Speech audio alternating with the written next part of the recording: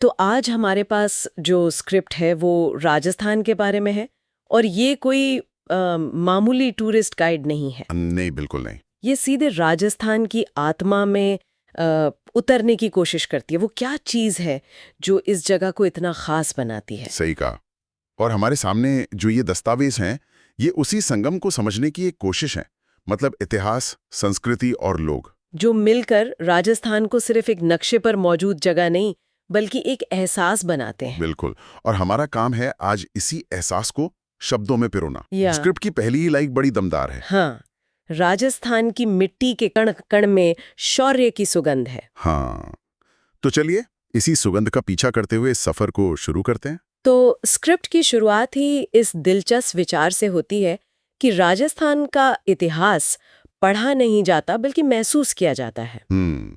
यहाँ के किले, हवेलियां, यहाँ तक के रेगिस्तान की रेत भी कहानियां सुनाती हैं। सही बात है। जैसे हल्दी घाटी का जिक्र आता है, हम सब ने स्कूल में पढ़ा है, लेकिन स्क्रिप्ट इसे एक लड़ाई की तरह नहीं देखती। नहीं, वो इसे एक सिद्धांत की लड़ाई के तौर पर देखती है, जहां महाराणा प्रताप ने अपनी आन बान शान के लिए सब कुछ दांव पर लगा दिया था। और यही बात मुझे लगता है इसे एक जीवित इतिहास बनाती है। ये स्थल सिर्फ टूरिस्ट स्पॉट नहीं है। बिल्कुल। जब कोई चित्तौड़ के किले पर खड़ा होता है तो वो सिर्फ पत्थर नहीं देख रहा होता। स्क्रिप्ट के मुताबिक वो उस हवा को महसूस कर रहा होता है जिसमें आज भी रानी पद्मिनी और हजारों वीरांगनाओं के जौहर की तपिश है। और आपने जौहर का जिक्र किया, स्क्रिप्ट इस पर बहुत जोर देती है।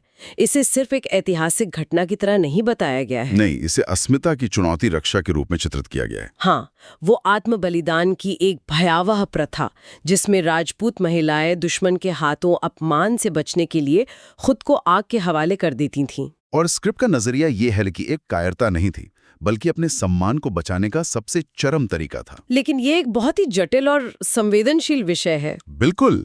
लेकिन स्क्रिप्ट का तर्क ये है कि इन कहानियों ने, चाहे वो कितनी भी दुखद क्यों ना हो, पीढ़ी दर पीढ़ी राजस्थान के लोगों के चरित्र और मूल्यों को गढ़ा है। अच्छा। ये सिर्फ अतीत की घटनाएं नहीं है, ये आज भी उनकी पहचान का एक अभिन्न हिस्सा है।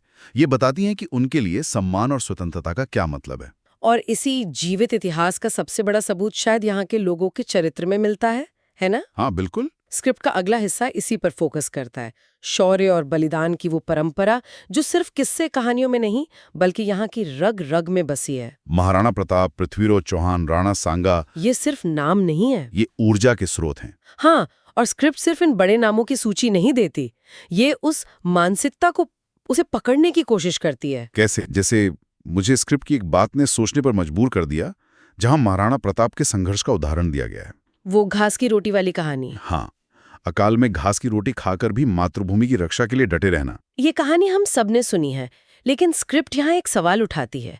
क्या ये सिर्फ एक ऐतिहासिक तथ्य है या लेखक इसे एक बड़े प्रतीक के तौर पर इस्तेमाल कर रहा है? मतलब ये कि कैसे राजस्थान का असली स्वाभिमान महलों के ऐशो आराम से नहीं बल्कि जमीन से, अपनी मिट्टी से जुड़ा हुआ है। वो घास की रोटी उस जमीन से जुड़े रहने का प्रतीक है। वाह, ये बहुत दिलचस्प नजरिया है।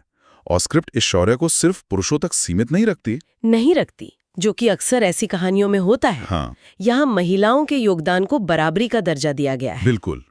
और ये सिर्फ रानी पद्मिनी के जौहर तक ही सीमित नहीं है। स्क्रिप्ट में मीराबाई की भक्ति को भी एक तरह का शौर्य बनाया गया है। एक आध्यात्मिक विद्रोह, हाँ, सामाजिक बंधनों के खिलाफ, या फिर हाड़ा राजपूत रानी का वो बलिदान जिसने अपना सर काटकर निशानी के तौर पर युद्ध में भेज दिया ताकि उसका पति कर्तव्य से विमुख न हो। और पन्नाधाय का तो त्याग दो, वो तो शायद सबसे मार्मिक है। अपने बेटे की बलि देकर राज्य के उत्तराधिकारी को बचाना। स्क्रिप्ट इसे सिर्फ एक वफादारी की कहानी नहीं मानती, वो इसे एक ऐसे सिद्धांत के रूप में देखती है जहां व्यक्तिगत से ऊपर सामूहिक को, मतलब राज्य को, रखा गया है। लेकिन यहाँ एक सवाल भी उठता है। क्या? जिसे स्क्रिप्ट सीधे तौर पर तो नहीं पूछती पर इशारा करती है। क्या इन महान बलिदानों की कहानियों ने बाद की पीढ़ियों पर एक तरह का बोझ भी डाला है? कि उनसे भी उसी स्तर के त्याग की उम्मीद की जाने लगी। हाँ, शायद इसी त्याग और कठोरता से भरे जीवन ने उन्हें जिंदगी में रंग भरने के लिए भी प्रेरित किया होगा। हो सकता है। स्क्रिप्ट का तर्क कुछ ऐसा ही है। वो कहती है कि यहाँ की जीवंत संस्कृति असल में रेगिस्तान की बेरंग जमीन पर एक तरह का जवाब है। कि राजस्थान की कला और संस्कृति उसके इतिहास का दूसरा पहलू है। एक तरफ तलवार की खनक है तो दूसरी तरफ घुंघरू की झनकार, रंगीली पगड़ी, घाघरा चोली, घेर और कालबेलिया नृत्य। और ये सिर्फ मनोरंजन नहीं है। जैसे कालबेलिया, जो सपेरा समुदाय का नृत्य है, उसमें जो लचीलापन और जीवन का उत्सव है, और शायद उस समुदाय की घुमंतू और कठिन जिंदगी का प्रतिबिंब है। और वो धुन, पधारो म्हारे देश। हाँ, स्क्रिप्ट के अनुसार ये सिर्फ एक लोकगीत नहीं, बल्कि राजस्थान की आत्मा की आवाज है। एक निमंत्रण है। एक निमंत्रण है जो कहता है कि हमारी दुनिया में आओ और देखो कि हमने इस कठोर धरती पर कैसे एक रंगीन नखलिस्तान बनाया है। यहाँ एक बहुत दिलचस्प विरोधाभास है जिस पर स्क्रिप्ट ध्यान खींचती है। क्या? कि भौगोलिक रूप से ये भारत के सबसे शुष्क और कठिन इलाकों में से एक है, लेकिन सांस्कृतिक रूप से ये सबसे समृद्ध और रंगीन है। बिल्कुल, शायद यही वजह है कि यहाँ के लोगों ने जीवन में रस भरने के लिए कला और संगीत का सहारा लिया। हाँ। स्क्रिप्ट में मेवाड़ की संस्कृति, मारवाड़ की मेहमान नवाजी और शेखावाटी की हवेलियों का जिक्र है, जो दिखाता है कि एक ही राज्य के भीतर कितनी विविधता है। और फिर भी गर्व एक ही है, राजस्थानी होने का। सही कहा। इसी बात से हम स्क्रिप्ट के अगले हिस्से पर आते हैं, जो यहाँ के आम लोगों के जीवन के बारे में है।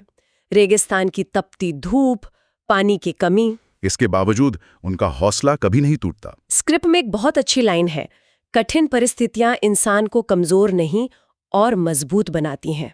और ये जुझारूपन उनकी मेहमान नवाजी में भी झलकता है। हाँ, अतिथि देवो भव। इस परंपरा को यहाँ सच में जिया जाता है। स्क्रिप्ट एक किस्सा बताती है कि कैसे एक गरीब किसान के घर अगर कोई मेहमान आ जाए तो वो अपनी आखिरी रोटी भी उसे परोस देगा। ये सिर्फ एक परंपरा नहीं है। नहीं, ये उनके चरित्र की मजबूती को दिखाता है।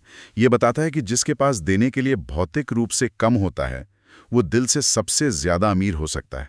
और इसी मजबूती और सौंदर्य बोध का प्रतीक है यहाँ की स्थापत्य कला। हाँ। हवा महल की जालीदार खिड़कियां या जैसलमेर का किला, जो सूरज की रोशनी में सोने की तरह चमकता है, एक भ्रम पैदा करता है रेगिस्तान के बीच में। हाँ, ये सिर्फ पत्थर की इमारतें नहीं हैं। नहीं, बिल्कुल नहीं। स्क्रिप्ट एक महत्वपूर्ण सवाल उठाती है कि लगातार संघर्षों और कठोर मौसम के बीच भी इतनी उत्कृष्ट कला और स्थापत्य का विकास कैसे संभव हुआ। और इसका जवाब क्या है? जवाब शायद इस बात में छिपा है कि ये इमारतें सिर्फ शक्ति प्रदर्शन के लिए नहीं थीं, ये जीवन को बेहतर बनाने के लिए थीं। अच्छा। हवा महल की जालियां ठंडी हवा अंदर लाती थीं, किलों के अंदर जल संरक्षण की अद्भुत व्यवस्था थी।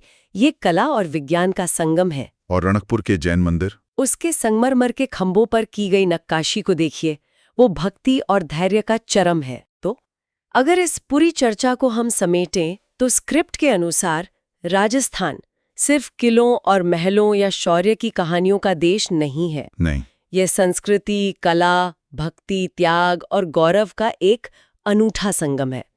यहाँ हर चीज में एक द्वंद्व है, कठोरता और कोमलता का, युद्ध और कला का, बलिदान और उत्सव का। और शायद यही द्वंद्व इसे इतना आकर्षक बनाता है। बिल्कुल सही। इसका इतिहास हमें याद दिलाता है कि अपनी मिट्टी और अपनी परंपराओं की रक्षा के लिए कोई भी कीमत बड़ी नहीं होती। लेकिन साथ ही इसकी संस्कृति सिखाती है कि जीवन चाहे कितना भी कठिन क्यों न हो, उसमें रंग भरना, संगीत घोलना और उत्सव मनाना कभी नहीं छोड़ना चाहिए। और जैसा कि स्क्रिप्ट के अंत में कहा गया है, जब कोई कहता है पधारो म्हारे देश, हाँ, तो उसमें सिर्फ एक निमंत्रण नहीं, बल्कि पूरे राजस्थान का दिल, उसका इतिहास, उसकी मेहमान नवाजी, उसका पूरा वजूद समाया होता है। यह विश्लेषण राजस्थान के गौरवशाली अतीत और जीवंत वर्तमान को बहुत खूबसूरती से सामने रखता है।